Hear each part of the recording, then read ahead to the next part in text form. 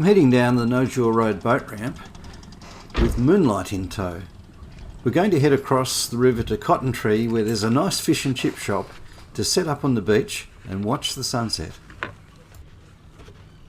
I've been warned that the sandbanks have been growing and moving around in the river, and that at low tide you could almost walk across. We'll be coming back in the dark, so I'm prepared with navionics so I can find the deeper parts of the river, and I've decked out Moonlight with battery-powered LED nav lights. I took a few minutes to pause and reflect as a sole pelican drifted around patiently waiting for someone to come ashore with fish to clean. That's Cottontree on the far shore.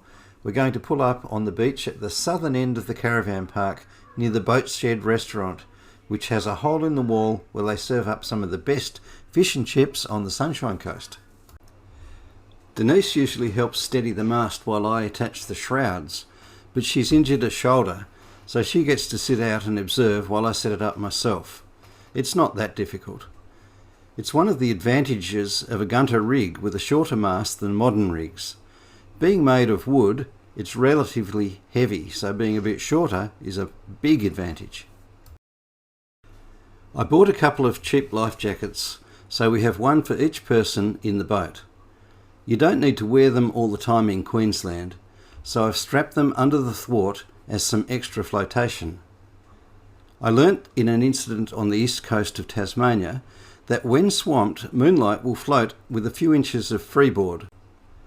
I really should test that out sometime, because she would need to float with the centre case out of the water if you were to have any chance of bailing her out.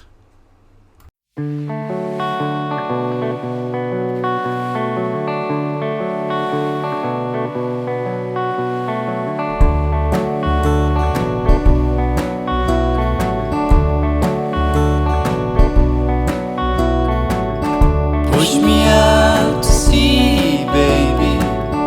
It's the best thing for us both. I'll be happy out there, baby. Fish below and stars above. And you'll be happier without me.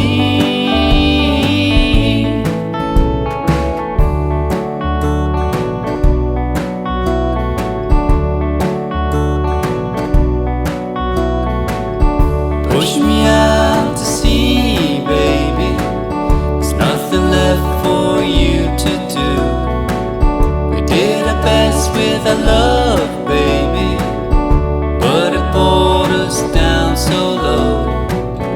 And you'll be happier without me. Now I was up on your beach one morning, strange shell lying on the shore. You put me to your ear and I'll whisper, what today I just can't say. Then you throw me back into the water and forget you ever found me, and forget you ever lost me.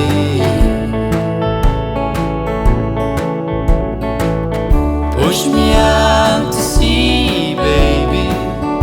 It's the best thing for us both.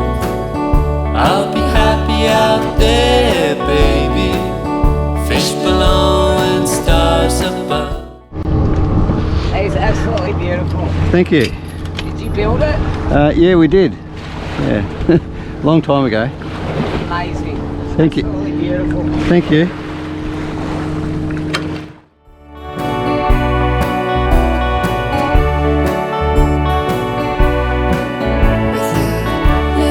You'll be happier.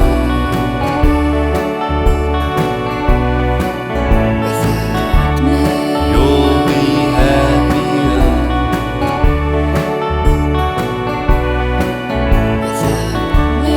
You'll be happier.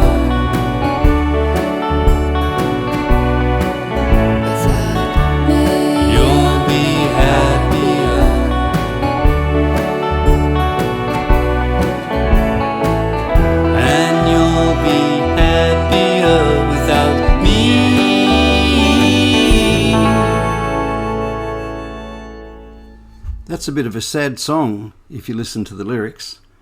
I guess that's the way we might feel from time to time in a relationship, but the truth is we need each other, and pushing through the painful parts of our journey together builds character.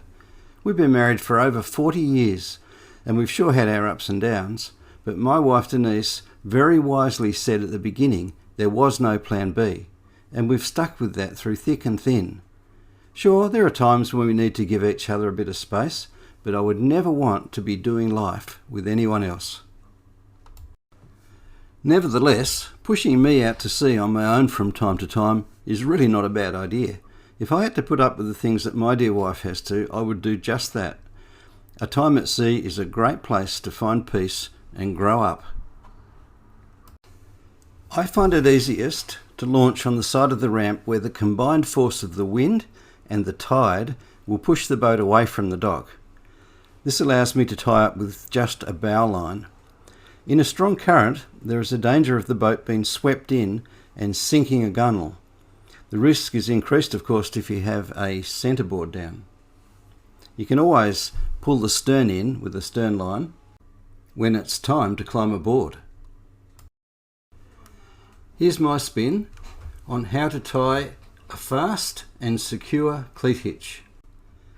Go under the horn that's furthest away from the point that the line is pulling from. 1, 2 bends, cross over, around and back, and flip away from the point of the pull. That will pull tight under its own pressure, providing you're using the right type of line, and it'll be very quick to untie. Now that should sit like that because the tide's running that way, right? Yes. If we get a strong gust of wind, it might come back the other way, but it should just keep doing that. But you might want to just Stand near it. Well, if it, you know, if a boat does something silly like that, last one did. I used to have a lot of concerns about security leaving trailers and cars in boat ramps, particularly where they're in remote locations. This nice, bright, shiny new one that they've built for us at Maroochydore Road really gives me a confident feeling, and it's so easy to park here most of the time. We're getting a lot more people moving to the coast now, so perhaps it'll become more popular, but at the moment it's really easy to find a parking spot. So I use a trailer sort of security measure. Look, it really is only going to stop the honest people, or at least it might make some of the dishonest people move on to a softer target. So it sits over the ball, and the bar at the top just means that you can't detach the trailer from the vehicle, although you could actually remove the pin and slide the tow ball out of the drawbar.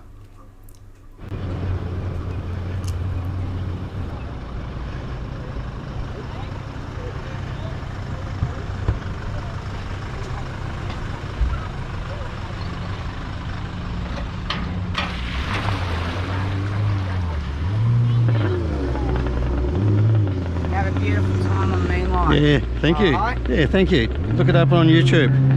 Yeah, really? Yeah. I will. Yeah, just look up Sailing Moonlight I will. on YouTube. I've got Yeah, about 100 videos on there. Oh, beautiful. I will, mate. Subscribe and send me a note and say, hey, I'm the lady that was on the boat ramp with you. Yeah, Kazza. Okay. Righto. Okay. Yeah, we'll write it in your note when you put a comment on it. You're part of the family. Oh my gosh, that's adorable. Honey, can you take a picture of her with her life jacket on? Yeah.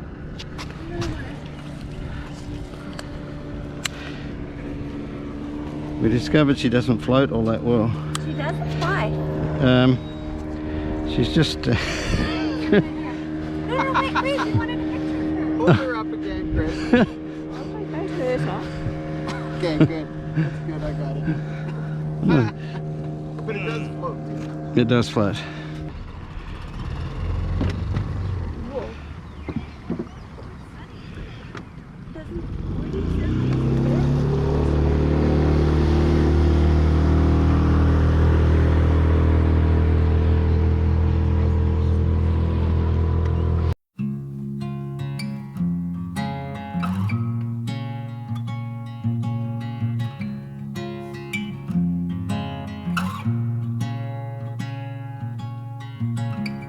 Be alive with me.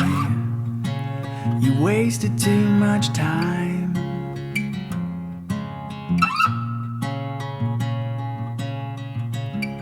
Like the stars in me, I feel so alive.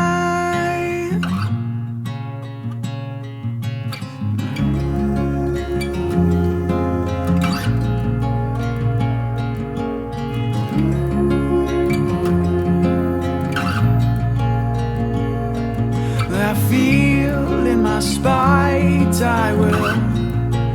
I'll push you around, 'cause I hear the horses are coming, and it won't be long.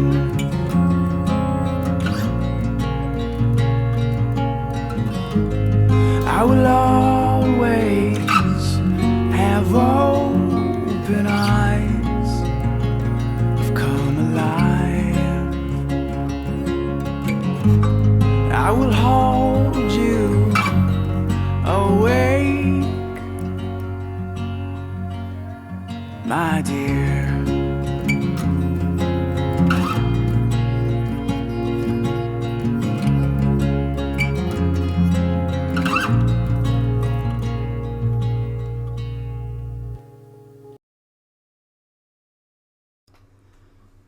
The northern shores of the Maroochy River are mostly covered with mangroves. There are some low-level developments that hide discreetly behind the vegetation and are unobtrusive. The southern banks of the river have become home of several high-rise complexes, and more of them are going up all the time. People are weary of the restraints imposed by COVID control measures, so much so that the population statisticians are predicting another 70,000 people from Victoria and New South Wales to our south relocating to Queensland, where the impact of COVID has been far less severe. This, combined with low interest rates, has had the effect of driving property values through the roof. Some people, local people, are even moving further north, where they can preserve their quiet way of life.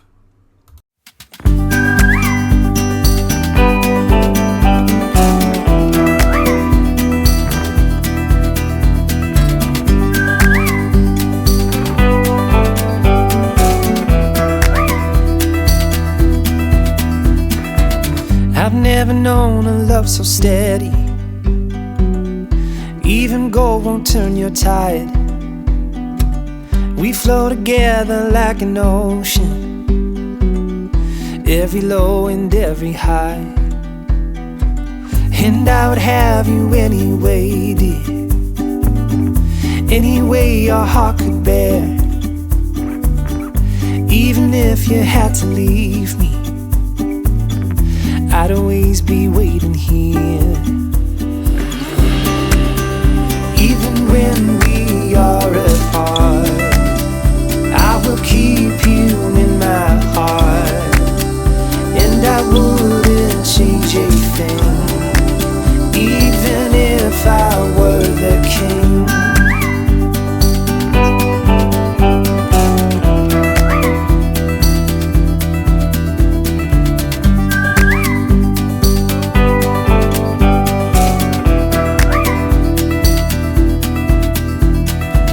I've never known a brighter sunset, but every day I see it rise. I've never thought it could be better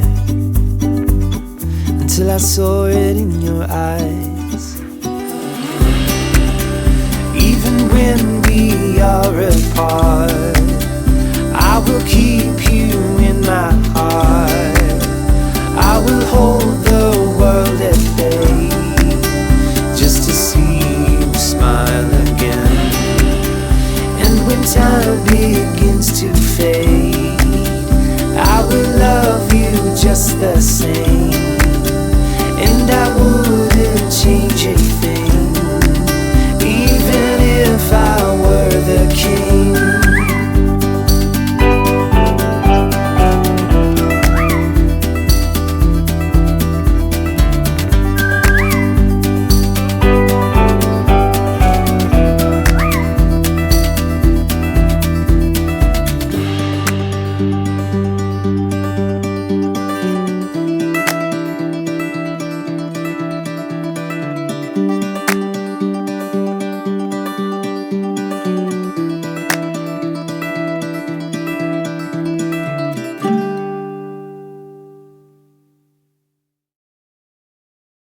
I filmed this video back in August. At that time of year, there are a lot of grey nomads that find their way to the Cottontree Caravan Park, which is a beautiful place right on the mouth of the Maroochy River. Carl and Donna are with us to enjoy fish and chips on the banks of the Maroochy, watching the sunset. They're about to head off to Cambodia to do some humanitarian work over there.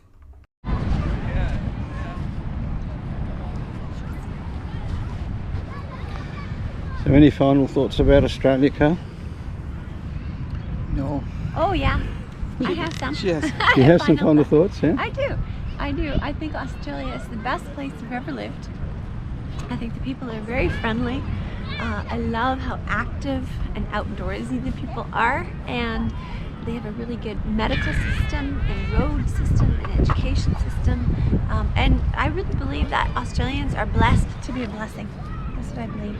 Yeah, that's about it. What do you think about that, Millie? You want some more water, Millie, Millie? what do you think about Australia? Here you go.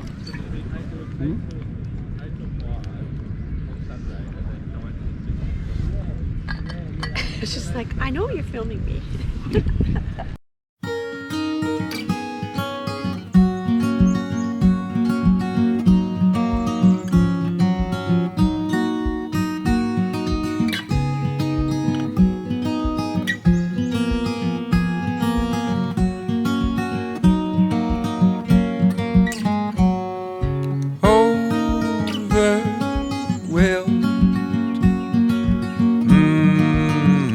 By the beauty of your life, I have seen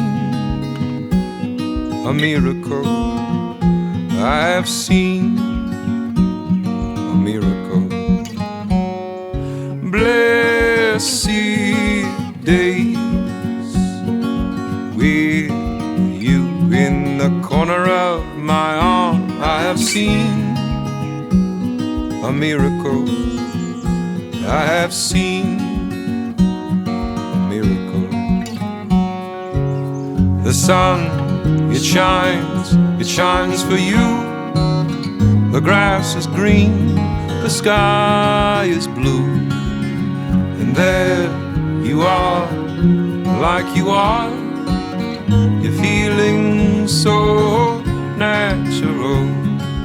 Find your blue-eyed way, my darling, will guide you, but you find it on your own.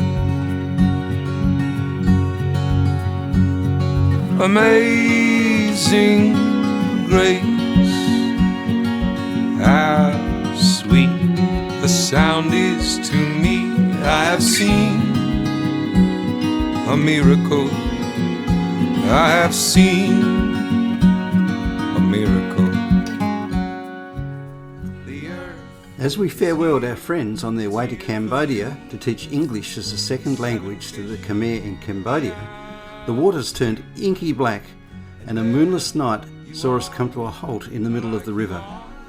After an hour or so bouncing off the sandbanks, we turned around and headed back to the southern shore, where we caught a taxi home. Moonlight was retrieved when I returned in my car, a little crestfallen, but apart from that, unharmed.